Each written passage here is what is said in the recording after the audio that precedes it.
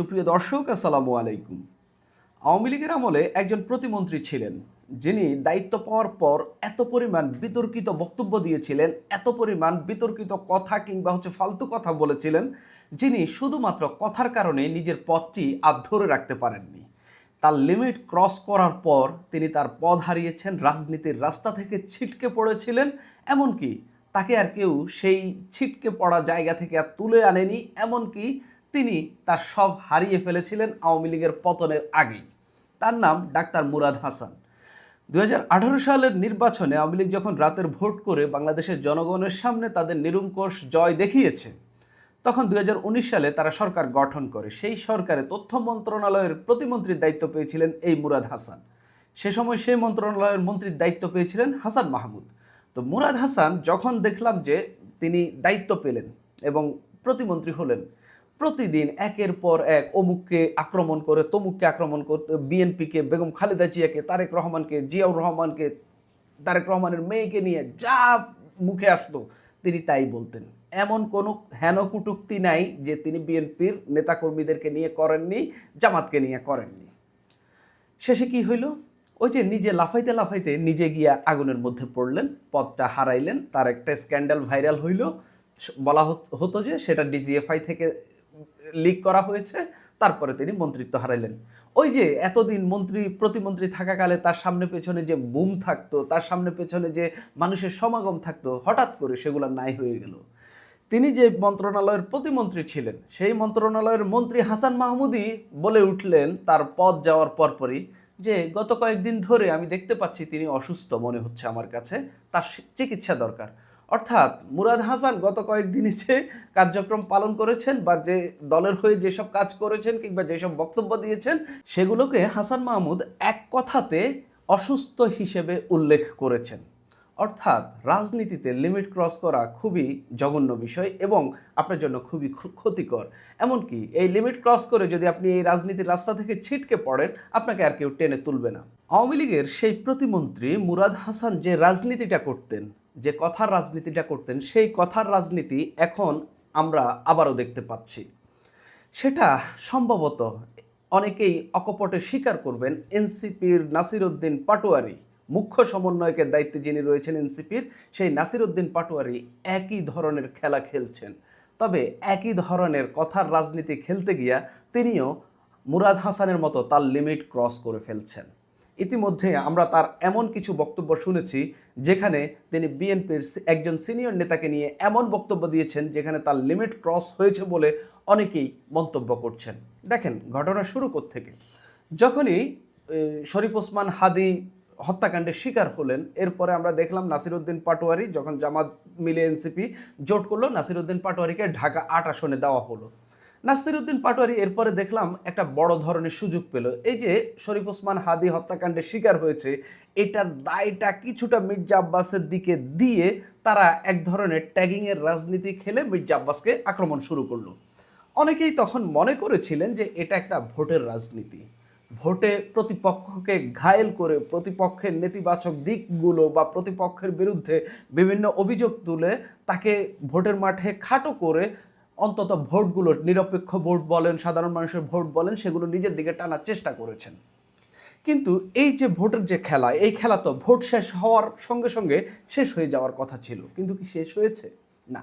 আমরা দেখতে পাচ্ছি ওই যে মুরাদ হাসান যে ধরনের রাজনীতি করছেন, ঠিক ভোটের পরেও একই ধরনের রাজনীতি করার চেষ্টা করছেন এই নাসির উদ্দিন পাটোয়ারি। তিনি শেষ পর্যন্ত এমনভাবে রোজা রেখে এমনভাবে কথা বলেছেন, স্রেফ বিএনপির সিনিয়র নেতা মির্জা আব্বাসকে তিনি গালি দিয়েছেন।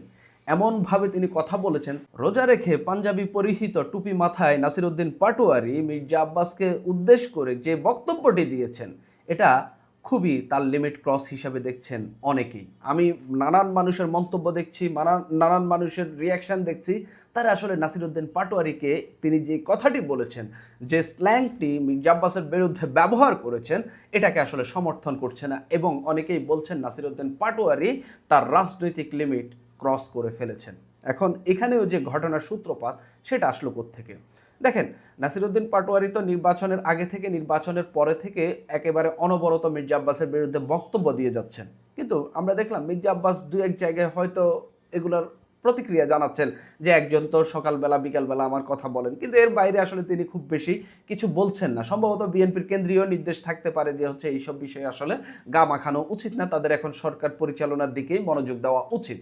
কিন্তু আমরা দেখলাম অনবরত বলে যাচ্ছে। তখন আমরা দেখলাম বিএনপির রমনা জোনের যিনি বিএনপির সভাপতি আছেন তিনি একটি মামলার আবেদন করলেন। মামলার পর আদালত নাসিরউদ্দিন পাটোয়ারির বিরুদ্ধে সমন জারি করলেন, অর্থাৎ তাকে আদালতে হাজির হতে বললেন। হয়তো বা তদন্ত করবেন কিংবা হচ্ছে এই বিষয়ে সতর্ক করবেন, কিছু একটা আদালত হয়তো করবেন বা এই মামলার পরিপ্রেক্ষিতে কিছু একটা মামলার কথা শুনে নাসিরউদ্দিন পাটোয়ারি খুবই ক্ষিপ্ত হলেন। তিনি খুব জঘন্যভাবে মির্জা আব্বাস এবং বিএনপিকে আক্রমণ করলেন। তিনি বরিশাল বিভাগীয় এনসিপির ইফতার সমাবেশে ছিলেন, সেখানে তিনি একটি বক্তব্য দিলেন। কি বলছেন একটু আপনাদেরকে বলি। তিনি আসলে জাস্ট একটা স্ল্যাং ব্যবহার করেছেন যেটা আমি এখানে বলতে পারছি না। তিনি বলছেন, তোমারে গোনার টাইম নেই। মির্জা আব্বাসকে উদ্দেশ্য করে বলছেন, তোমারে গোনার টাইম নেই, ভদ্র হতে শিখুন। আমরা সভ্য সমাজে বাস করি, অথচ তার আগে সে স্ল্যাং ব্যবহার করছে, আবার বলছে তোমারে গোনার টাইম নেই, ভদ্র হতে শিখুন। কিন্তু তার বক্তব্যটাই অভদ্র, চরম অভদ্র এবং রাজনৈতিকভাবে খুবই কটু একটা বক্তব্য তিনি দিয়েছেন। তিনি বলছেন অসভ্য আচরণ করবেন না। অসভ্য আচরণ যদি করেন কিভাবে আপনাকে সভ্য করতে হয় তা আমাদের জানা আছে। মির্জা আব্বাসের বিরুদ্ধে তিনি এরকম সভ্য হওয়ার বার্তা দিচ্ছেন, অথচ মির্জা আব্বাস তাকে কোনো হয়রানি করেনি। মির্জা আব্বাস তাকে এই এই মামলাটা বাদে সেরকম পরিমাণ কোনো মামলা হামলার শিকার হতে হয়নি মির্জা আব্বাসের হাতে, কিন্তু তিনি এভাবে তাকে আক্রমণ করছেন। তিনি বলছেন আপনি ঢাকা ৮ আসনে ফেল করেছিলেন, তারেক রহমান নিজে এসে আপনাকে রক্ষা করেছেন। অর্থাৎ নাসিরউদ্দিন পাটোয়ারি বলছেন তিনি যে আসনে নির্বাচন করেছেন সে আসনে নাসিরউদ্দিন পাটোয়ারির কাছে মির্জা আব্বাস হেরেছে এবং তারেক রহমান নিজে এসে তাকে রক্ষা করেছেন। তিনি বলছেন এখনো সময় আছে, ভদ্র হন, আপনাকে কিভাবে সোজা করতে হয় তা আমাদের জানা আছে। এই যে নাসিরউদ্দিন পাটোয়ারির যে বক্তব্য, যে এইভাবে আক্রমণ করে যে হচ্ছে আপনি ঢাকা ৮ আসনে হেরেছেন, তারপরে আপনাকে অমুক উল্লেখ করে তারপরে হচ্ছে আপনাকে গোনার টাইম নেই, এগুলো যে বলছেন, এর পরিপ্রেক্ষিতে যদি মির্জা আব্বাস খেপেন আসলে কি ঘটবে? খুব ভয়াবহ পরিস্থিতি তৈরি হবে। মির্জা আব্বাস যে আসলে রাজনৈতিকভাবে খুবই শক্তিশালী এবং তার লোকবল যে ঢাকা শহরে কেমন রয়েছে এটা আপনারা অনেকেই জানেন, কিন্তু সে তো ধৈর্যের পরিচয় এখন পর্যন্ত দিয়ে যাচ্ছে। আমি আগেও বলেছি, এখনও বলছি, মির্জা আব্বাসের বিরুদ্ধে যদি কনক্রিট কোনো তথ্য থাকে যে তিনি ভোট চুরি করেছেন, তিনি চাঁদাবাজি করেছেন, তিনি ওই জায়গা থেকে চাঁদা তুলেছেন, তার ওই কেলেঙ্কারি রয়েছে, সেই কেলেঙ্কারি রয়েছে, আপনি নথিসহ থানায় মামলা করেন, আদালতে যান। যদি থানা অ্যাকশন না নেয়, যদি আদালত অ্যাকশন না নেয়, আপনি সরাসরি সেই নথিগুলো জনগণের সামনে প্রকাশ করেন। আর যদি না পারেন, ধরে নিব আপনি কন্টিনিউয়াসলি রাজনৈতিক রেটোরিক ব্যবহার করছেন মির্জা আব্বাসের বিরুদ্ধে। আসলে যখন আপনি গালিগালাজ করবেন, যখন আপনি কন্টিনিউয়াসলি একজনকে চাঁদাবাজ বলে যাবেন, দুর্নীতিবাজ বলে যাবেন, অপরাধী বলে যাবেন, এটা তখন আর রাজনৈতিক রেটোরিকও থাকে না, এটা আসলে অপরাধের পর্যায়ে চলে যায়। কিন্তু আপনি প্রতিদিন এভাবে তো একজনকে এভাবে ঘায়েল করতে পারেন না। পাশাপাশি আরেকটা বিষয়, নির্বাচনের আগে এনসিপির রাজনীতি একরকম ছিল। আমরা ভেবেছি নির্বাচনের পরে তারা সম্পূর্ণ মানুষকেন্দ্রিক রাজনীতি করবে। আগামী 5 বছর তারা সময় পাবে নির্বাচনের আগ পর্যন্ত মানুষদেরকে তাদের দলে টানার জন্য। কিন্তু আমরা দেখতে পাচ্ছি এনসিপি শুধুমাত্র বিএনপির বিরোধিতায় পড়ে আছে। এখন পর্যন্ত তাদের নেতাদের যে বক্তব্য, তাদের কেন্দ্র থেকে একদম তৃণমূল পর্যন্ত, তৃণমূল বলতে তখন আহামরি কিছু নাই, তাও দু একজনের যে বক্তব্য শুনি, আসলে তাদের বিএনপির বিরোধিতা ছাড়া এনসিপির আপাতত আর কোনো রাজনীতি দেখা যাচ্ছে না। এভাবে কি তাদের রাজনীতি দাঁড়াবে জামাতের পেটের মধ্যে ঢুকে? কোনো লক্ষণই দেখা যাচ্ছে না। নাসিরউদ্দিন পাটোয়ারির পরিণতি কি হইতে পারে? ওই যে ডাক্তার মুরাদ হাসানের যে পরিণতি হয়েছে, যে রাজনীতির মাঠ থেকে ছিটকে পড়া, রাজনীতির রাস্তা থেকে ছিটকে পড়া, এমন জায়গায় গিয়ে পড়া, আসলে নিজেকে নিজে রক্ষা করতে পারবে না, কেউ টেনেও তুলতে পারবে না। আপনি যদি কন্টিনিউয়াসলি এভাবে কথা বলতে থাকেন, আপনার গ্রহণযোগ্যতা হারাতে থাকবে, মানুষ আপনাকে খুব হালকাভাবে নিচ্ছে। আপনি মনে করছেন আপনার সামনে ক্যামেরা আছে, আপনার সামনে টেলিভিশনের ভুম, তারপরে হচ্ছে ইউটিউবারদের হচ্ছে অডিও রেকর্ডার, ক্যামেরা, মোবাইল, নানান কিছু এসে হাজির হচ্ছে। আপনি যেখানে যাচ্ছেন মানুষ স্লোগান দিচ্ছে, জামাতের বট বাহিনীর লোকেরা এসে আপনার সঙ্গে যোগ দিচ্ছে, অনেক মানুষ হচ্ছেন, আপনি এই জনপ্রিয়তাটাকে খুব এনজয় করছেন। এটা আসলে বাংলাদেশের আসল জনপ্রিয়তা না। আপনার সেখানে অনেকেই হচ্ছে কন্টেন্ট তৈরি করার জন্য যায়, জামাতের লোকজন আপনাকে আরও উস্কানি দেওয়ার জন্য সেখানে যায়। কেননা এইসব কথা বলে যদি আপনাকে উস্কে দেওয়া যায়, কন্টিনিউয়াসলি আপনি যদি বিএনপির বিরুদ্ধে কথা বলেন, সেটা জামাতের জন্য খুবই লাভের বিষয়। কিন্তু রাজনীতির মাঠ থেকে যদি আপনি ছিটকে পড়েন, আপনাকে জামাত, আপনাকে আপনার দল কেউই আপনাকে সেখান থেকে টেনে তুলবে না কিংবা তুলতে পারবে না। নাসিরউদ্দিন পাটোয়ারি আমার কাছে মনে হচ্ছে তার রাজনৈতিক পরিণতিটা খুব ভয়াবহ হতে যাচ্ছে। এটা এমন না যে কেউ তাকে হত্যাকাণ্ডের শিকার হবে, এটা এমন না যে হাদির মতো এরকম না। তার রাজনৈতিক মাঠ থেকে ছিটকে পড়ার খুব সম্ভাবনা রয়েছে। তিনি যেভাবে আক্রমণাত্মক রাজনীতি করছেন, এই রাজনীতি বাংলাদেশে করে কেউ টিকতে পারেনি। যেমন আওয়ামী লীগের আরেকজন এই নেতার কথা আমি আপনাদেরকে মনে করিয়ে দিই, আহমদ হোসেন সাংগঠনিক সম্পাদক ছিলেন আওয়ামী লীগের সময়, সম্ভবত ময়মনসিংহ বিভাগীয় সাংগঠনিক সম্পাদক ছিলেন।